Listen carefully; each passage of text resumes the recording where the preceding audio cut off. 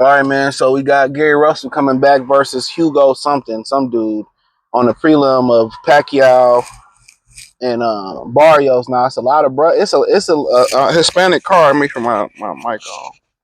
I can't even see. I can't even tell if my mic on or not. Yeah, it's on. My bad, y'all. Make sure it's on. So yeah, he on the prelim card. So I think he headlining the prelim card on Yard and on Pacquiao and Barrio. So I thought he was retired. I thought he was a full-time trainer and stuff. You know what I'm saying? So and I'll talk about Gary Anton and Devin and shit. I'll talk about that too. I'll put it all in one video.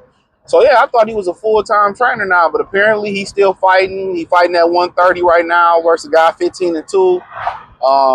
Predominantly on that Pacquiao Barrios main card is all Hispanic fighters. All the black fighters going to be on the Tank and Lamont Roach card, but like I said in the Benavidez HR video, PBC ain't got no money, so they got to put plays together to pay Tank. You know what I'm saying? So, and that's why Lamont saying, well, Tank is scared, Tank is scared, Tank is scared. No, them niggas is broke. So,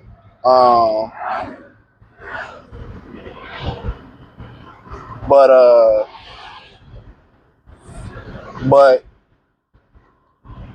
with Gary Russell, I thought he was done. I thought he was a full-time Mick Holden coach.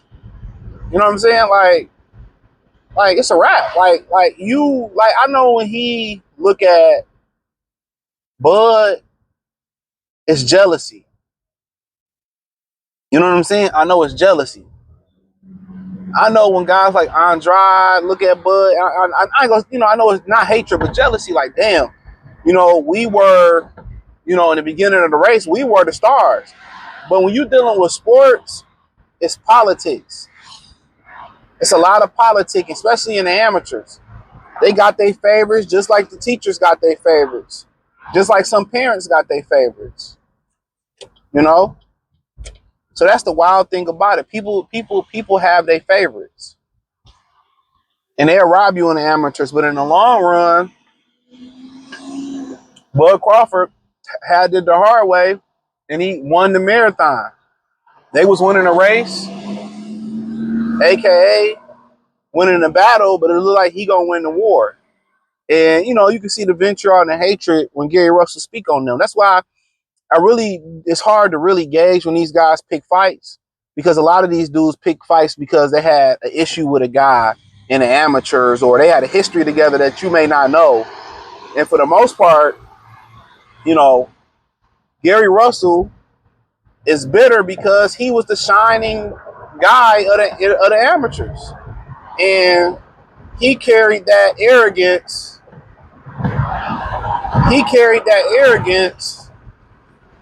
Into the pros, and it never materialized anything. When he lost to Lomachenko, it just seemed like Al Heyman, locked him in the basement.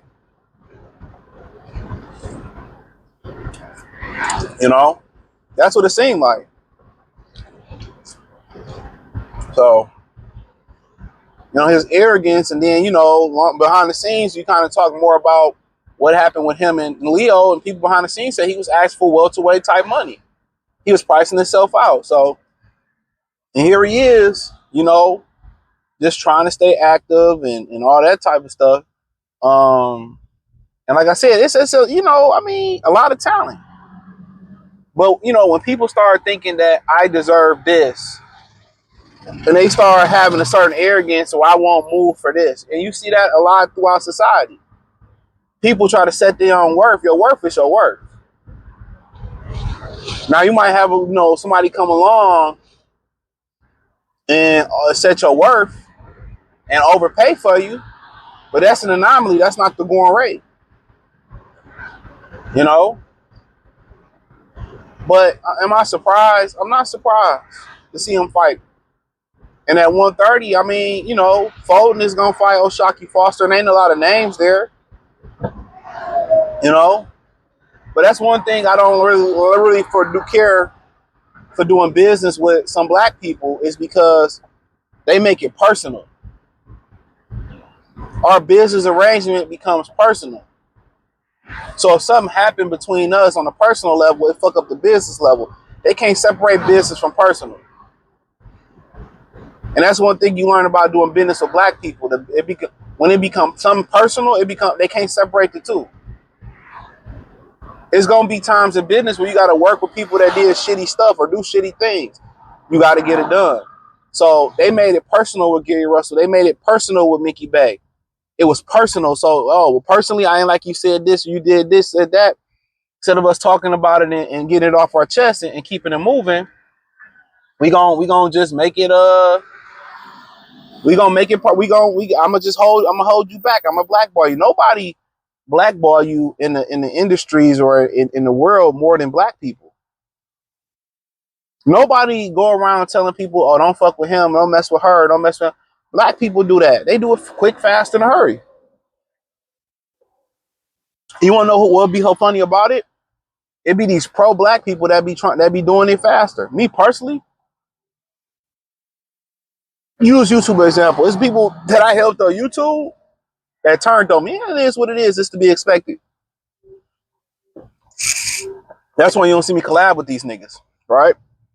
But you never heard me tell y'all not to go fuck with, don't fuck with him, and I really don't care. You know what I'm saying? I really don't care. My whole thing is, if y'all know a particular channel lie and why y'all watching channels that put lies out there? That's why I really don't feed into these niggas shit, because they like the lies and they like the gossip and the drama like the bitches. Because if it was really about the education of boxing, you know what I'm saying? We wouldn't even the real channels that's educated and informing and speaking the real, they would be the most popular channels. But y'all love the drama and the animosity and shit like that. But Gary Russell got held back for his entitlement. He felt he was entitled to, and Al Heyman and Floyd Mayweather held him back. Instead of saying, let's get this money, fuck all that bullshit, let's get this money. You know what I'm saying? They held him back. But his brother, it said that Devin Haney finished the way he fought versus Bud. I mean, the way he fight versus Jose Ramirez, or he can't take a punch no more. He's done. And Devin responded, he basically said that, and I'll try to remember, put on the screen, he insinuated that Gary Anton Russell couldn't take a punch. You know what I'm saying? So that's what he insinuated, I believe. And, my thing is this. A guy who never been the main event of Gary Anton Russell, when Devin held the belt, why didn't you get in the field and try to fight Devin? You know what I'm saying? He got a lot to say. Started to make some shape. You and T.O. in the same weight class. People say, well, I think him and T.O. friends. They got to do with anything. So he has an opinion on stuff. And, okay, you can make this shit happen. You called out Richardson Hitchison. When has he really called out Devin? He's called out Devin. He's never called out Devin for what I've seen. It's always, I got an opinion on Devin. It's like some hating ass shit. Oh, that should be my career. That's how the Russells come off that way. The two good ones come off that way. Oh, that should be me. In all actuality, with their talent, absolutely. With y'all talent, I agree. Very talented family. His brother that passed away, stand-up dude. Batman, stand-up dude. His father was a stand-up dude, bro. I can vouch for that. But y'all own arrogance and entitlement is the reason y'all ain't where y'all supposed to be. Y'all at. That's a fact. And you think you can pass judgments on guys that's further in their career than you, that's more accomplished than you. Like, nigga, I can't hear you if I'm sitting up here and you down there. You know what I'm saying? So he can say whatever he want. Only time gonna tell. You can speak. You can feel like you want to speak something into existence, but only time will tell. Devin had one fight where he moved like that. Now he a track star. We'll see. If I can't take a punch, or if my jaw really was broken and I wasn't confident in my jaw, Why would I go out there and fight with Brian Norman Jr.? Now, I've seen, you know, maybe they trying to prove a point. Maybe it's the most lucrative. We gonna find out. So guess what? You can hold your opinion until Brian Norman knock him the fuck out. And then you can say, I told you. Or I figured that would happen. But it's like they be wishing and praying on a downfall. And then when it came to T.O., when they some of the rest, oh, we got to talk to him in private. Okay, why we don't have a code as brothers to say, you know what, we can handle this in private before I take it public.